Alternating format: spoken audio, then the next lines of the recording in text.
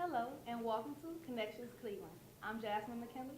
And I'm John Mangus. On today's episode, we'll be taking a look at the opioid epidemic that has been ravaging our country since the late 2000s.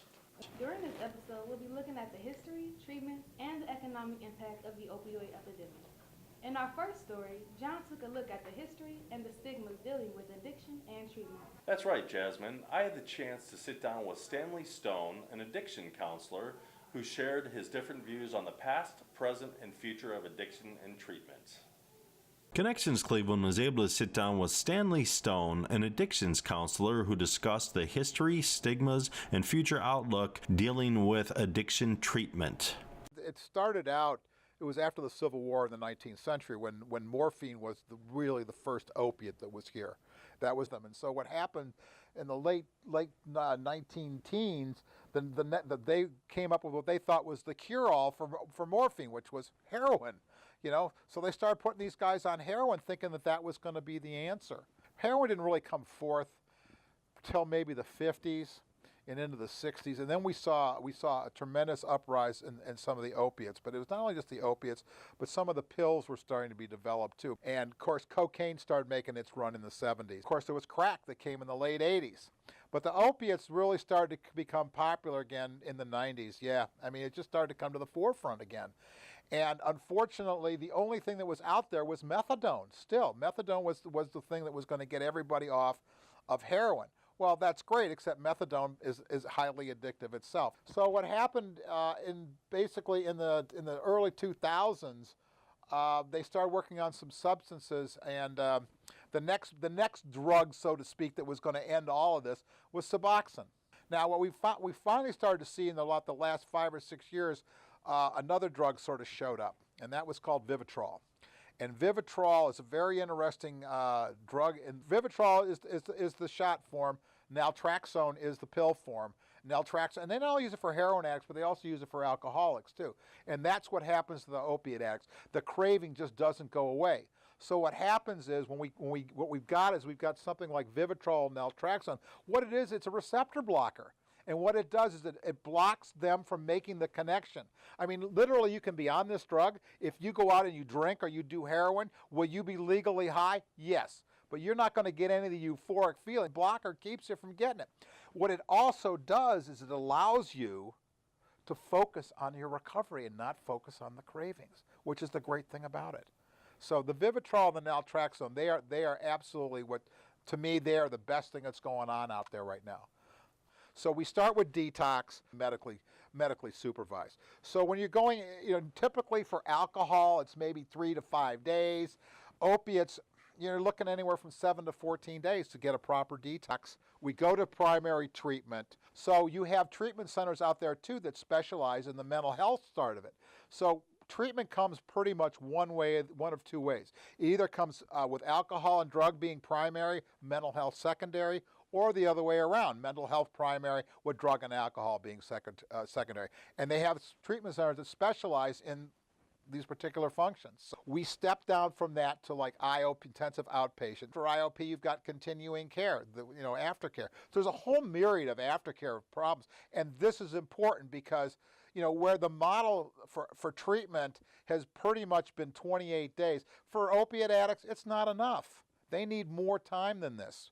Because again, they have these issues with the cravings, which there's some solutions for all this stuff. Thank God, Vivitrol, Naltrexone, which are great, aftercare drugs. Look, the disease concept has been around.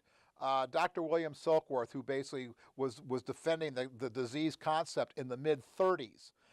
The AMA did not recognize it as a disease until 1955. So there was a stigma, and AA was very small, very behind the scenes. We have a lot of addicts that are out there. So I think as more and more treatment has become available and longer treatment has become available, the stigma is not what it used to be. Now, of course, with opiate addicts, the thing that's very interesting about that is, look, the opiate addicts had sort of gone away for a while until like the 90s, and now all of a sudden, the realization is heroin is the easiest drug to find in the street. The opiate industry, they lied to us. They absolutely lied. It was interesting. Somebody had asked me why. Who's responsible for all of this? Well, a whole bunch of people. You've got the addicts that are responsible. You've got the drug companies that basically were pushing this stuff not only to the doctors, who in turn are pushing, because look, the doctors want their clients to feel good. But the stigma, I think, is a lot different now is for alcohol, but with the opiates, as long as you're not putting a needle in your arm, people understand the fact that how they got addicted to the pills. Now, I think that they're doing a little bit better job than they used to, because right now the government's watching, because the fact is they are basically are going to hold the drug manufacturers accountable. Well, I think there needs to be more treatment, less jail time, longer treatment. We need to see longer aftercare playouts. Education is huge. We have to have more education about what is actually going on. The opiate, it's not going away. That's for sure. Not yet. We may see it go away eventually, because I believe that the legal system here is going to do what needs to be done, and it's going to shut a lot of these people down. And you've already got a bunch of the manufacturers that are backpedaling like crazy, because they know they got, so to speak, they got caught with their hand in a cookie jar. And the other good thing I like to see out there is the doctors now are becoming more educated, and they're starting to understand that they just can't they can't hand this stuff out like it was candy, because that's what they were doing. Our next story covers issue 1 and how it tied into the opioid epidemic. Here to tell us more is Dana Wilford. Thanks, Jasmine. On November 6th, a statewide amendment failed. Issue 1 lost by a very large margin. 63% of Ohioans was against the issue and 37% was for it. The amendment was to reclassify low-level nonviolent drug offenders. Here's Tawanda Freeman to tell us more. Connections Cleveland had the opportunity to talk with Tawanda Freeman, who discussed issue 1, what it means, its failing, and what the future holds for the state of Ohio. Issue 1 was so that we can get non-violent crimes dropped from felony 4s and 5s to misdemeanors.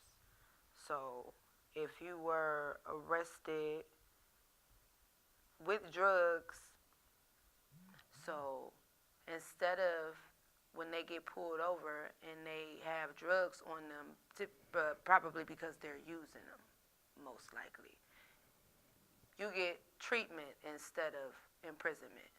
So now, right now, we didn't pass. If you get pulled over and you have drugs on you, you're going to get a felony 4 or 5.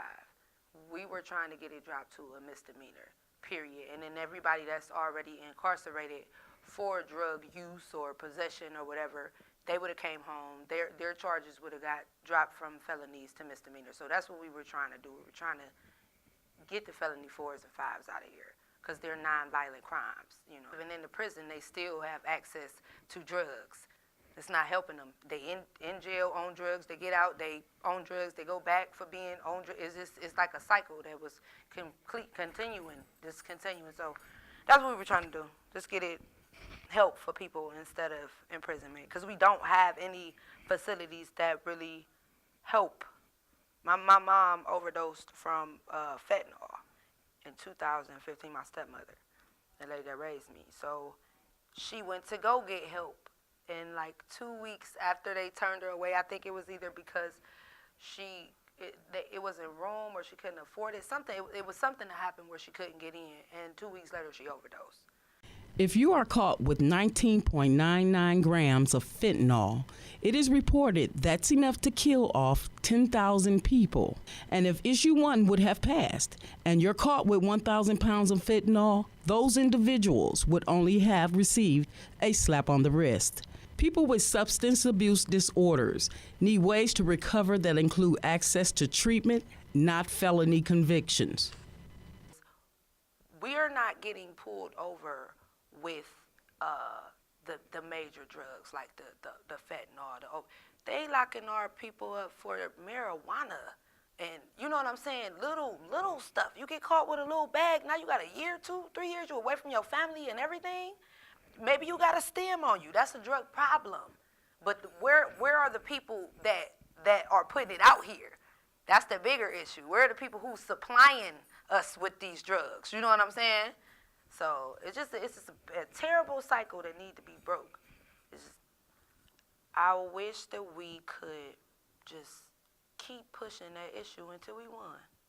I wish that we could go and just do it all over again. Same proposal and everything. Some politicians point out that drug courts and related programs are connecting overdose victims with treatment programs as it becomes more evident that Ohio lawmakers on both sides are working together to solve the state's opioid crisis. Lawmakers on the opposed sides are celebrating the issue failing, but it is still an ongoing crisis that everyone in Ohio will have to deal with to come to a resolution. Getting it on the ballot was just the beginning, not the end. Its failing will make lawmakers take a tougher look at Ohio's overcrowded prisons. Ohio's Judicial Conference leader, Paul Pfeiffer, has asked judges and lawmakers to be a part of the solution and not the problem. This is Dana Wilford with Connections Cleveland. Our next story involves the economic impact of the opioid epidemic. Here, fresh off her visit with the Federal Reserve Bank to tell us more about it, is Jasmine McKinley. Thanks, John. I had a chance to sit down with Kyle Fee, who is a senior policy analyst at the Federal Reserve Bank. During our interview, I asked Mr. Fee to talk more about the article he wrote on a perspective of the opioid epidemic.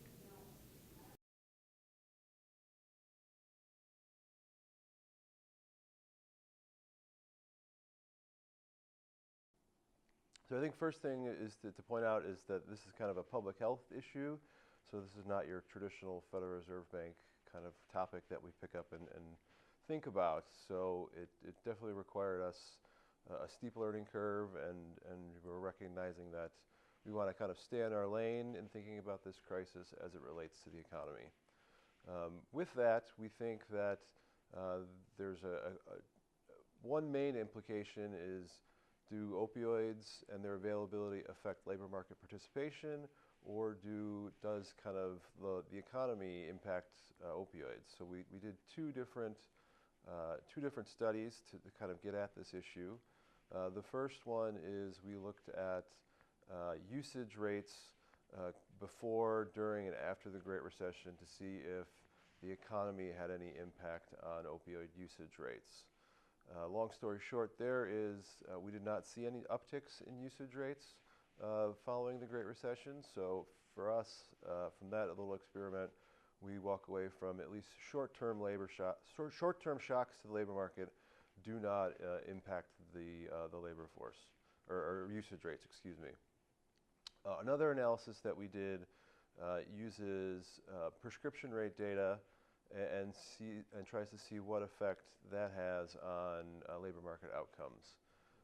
And we do this for the whole country, and we do a lot of different statistical things to control for correlated factors. But what we find is that in places that have high rates of opioid prescriptions, generally in the range of 120 prescriptions for every 100 people, so more than one person has a prescription in those places, we find worse labor market outcomes. Specifically, we find declines for men about 5 percentage points as it relates to labor force participation rates. Women, much less. It's about 1 or 2 percentage points for women. And then interestingly, we're trying to consider or think about whether different skilled populations have any different impacts. So we look at people with bachelor's degree or not bachelor's degree, and we find, of course, as you'd expect, people without bachelor's degree have much sharper declines in labor force participation rates. When we add kind of the whether it's a white versus non-white kind of phenomenon, we also do find, again, sharper declines for non-white males, again, to the tune of about 10 percentage points on a county labor market metric. Is that labor market outcomes for non-white, low-skilled people in high school, without a high school diploma, tend to be less participatory in the labor market in those places. So places with lots of opioid prescriptions will have poor or worse labor market outcomes for those low-skilled and non-white groups. It's not exactly clear what direction the causality goes to. So a weak economy could maybe cause someone to use opioids or abuse drugs. Alternatively, drug availability or the amount of drugs that are out there could also impact labor markets. So there's a lot of debate going on within the profession, and the kind of research is still very early on, but we feel like that we've done a good job of controlling for a lot of the different things that we could control for, given the data available. And so we're willing to say that high opioid availability is correlated with lower labor force participation outcomes, and those outcomes are going to be whether or not someone is in the labor force or kind of sitting on the sidelines and not kind of considered looking for work or employed. Yeah, I mean, that's what we're finding in the CDC data is that older demographic groups tend to overdose on prescription opioids along with some other, usually alcohol. Whereas we find younger age groups, their overdose deaths are going to involve several different drugs, usually heroin, but also some of the more synthetic opioids like fentanyl and carfentanil and those types of things. And those are going to be more deadly because they're more potent for the first thing, but also folks usually don't know that that's in whatever they're taking. So that's kind of a bad outcome for those groups. I would again kind of reiterate that this line of literature as a collective field is pretty new, and there's a lot of issues going around with just data availability and what can we say with the data, because again we don't have information or data on the supply of illegal opioids out there in the market, so we're not aware of how the amounts of fentanyl or other things like that may vary across different geographies that we're looking at. But generally we feel pretty comfortable with where we're at and kind of our work. And again, it's that short-term labor market shocks like the Great Recession would not push someone to abuse opioids, but places that have high rates of prescription opioids, we tend to see worse labor market outcomes. Kyle Fee, I'm with the Federal Reserve Bank of Cleveland. Thank you for tuning in to Connections Cleveland. For more content, including our podcast on the opioid crisis, visit our website at connectionscleveland.com. Until next time, I am Jasmine McKenzie.